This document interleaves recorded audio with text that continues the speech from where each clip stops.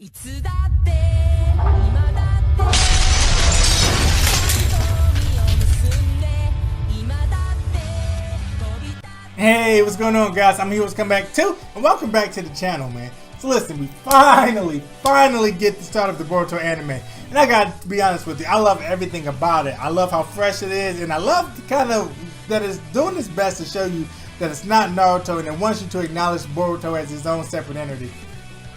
Now, to kick things off, you know, a lot of people might say, oh, well, the manga's been out for a while, you could have already checked it out. That's true, but there are some things that are better animated, alright? There's some things that are better animated. Not a lot of people like to read the manga, and, you know, I kind of love that they did this. Now, from what I can tell, it doesn't seem like the anime and the manga are going to match up well, but that's just to start things off. So I don't know if maybe at some point the anime will follow the manga, but for right now it seems to be a little bit different. Now, I say that, but what was similar is kind of the way it actually did start off, and I'll explain. When it starts us off, it shows us an older version of Boruto taking on someone named Kawaki.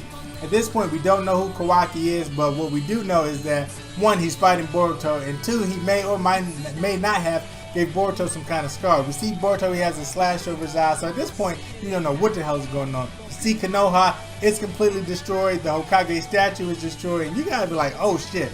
Now, the reason that this is significant is because, one, it tells you that the piece that Naruto and his group fought for, it doesn't last, you know, and not only that, Kawaki makes a comment where he says that he's going to send Boruto the same place he sent Naruto, so you don't know if, one, Naruto's dead, or two, if maybe he sent Naruto to some other dimension.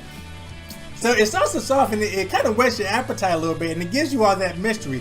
And then on top of things already listed, you know, we see Boruto kind of activate some kind of eye. And at this point, you don't know if it's a Byakugan or what the hell it is. So I think that's a cool way to start the anime, a cool way to start the manga, and it really wants to show you that shit is not going to be all sugar and rainbows. Now, in terms of not being exactly like Naruto, we start off and we see a Konoha that we haven't seen before.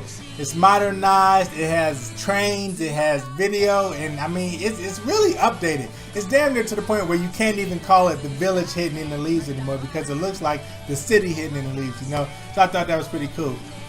Now, talking about more things that have been updated, you kind of start off and you see Boruto and Shikadai running on rooftops, but the moves that they're using, those aren't traditional ninja moves. If anything, it looks like they're actually doing parkour, which I thought that was pretty cool, you know?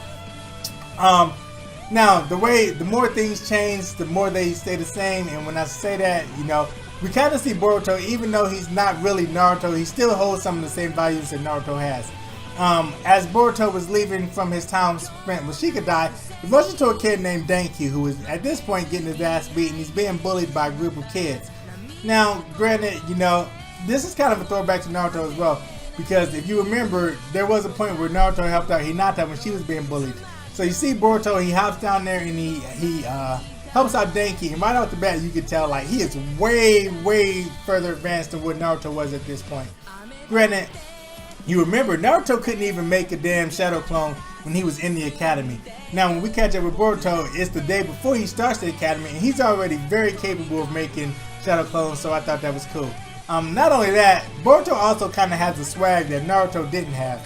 Granted, Naruto had confidence in himself, you know. Naruto thought he could do everything, even though people kind of looked at him and thought he was a loser.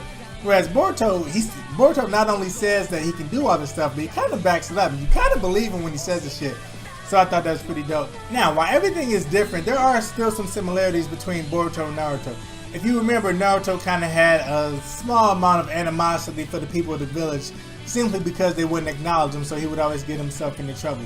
Now with Boruto, he actually has a little bit of animosity, but it's not for the people in the village, it's for his dad.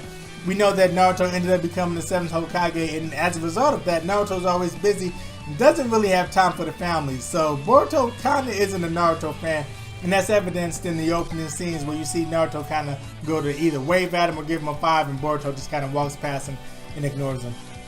But now, Boruto being the guy he is, you know, he kind of doesn't have very high regards for the rules, and as a result, he kind of gives Denki some bad advice.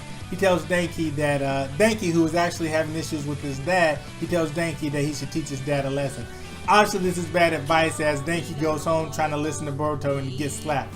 As he gets slapped, he leaves his house, and we see him kind of taken over by a dark entity. At this point, we don't know what it is, but as this entity takes him over, it looks like it completes some kind of picture or some kind of puzzle, which obviously we don't have more information on that either. So that's something that we should definitely keep an eye on.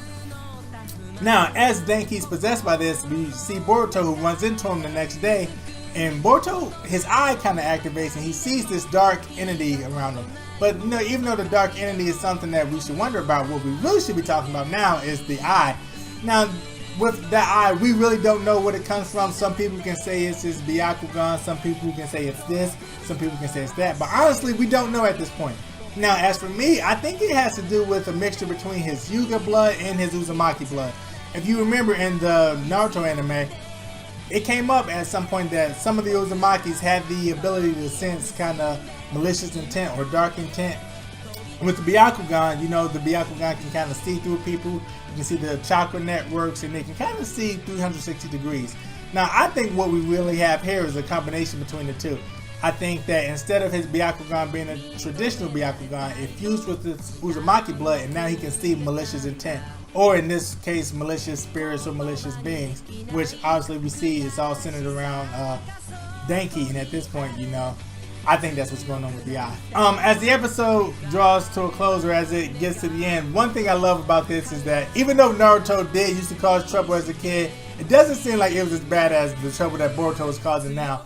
At no point did Naruto ever throw a train at the Hokage statue, so I thought that was kind of interesting that they would show that both kids, both Naruto and Boruto as kids, got into trouble, but Boruto seems to be on a higher level than Naruto, you know.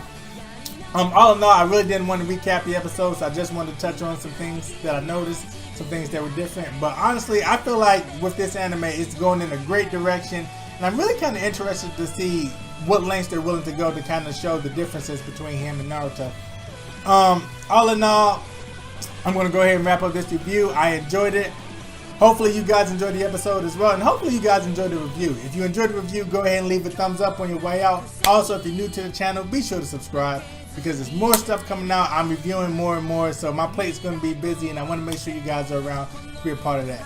As always, I'm your boy Heroes Come Back to do great, be great. I'll catch you guys in the next video, man. Peace!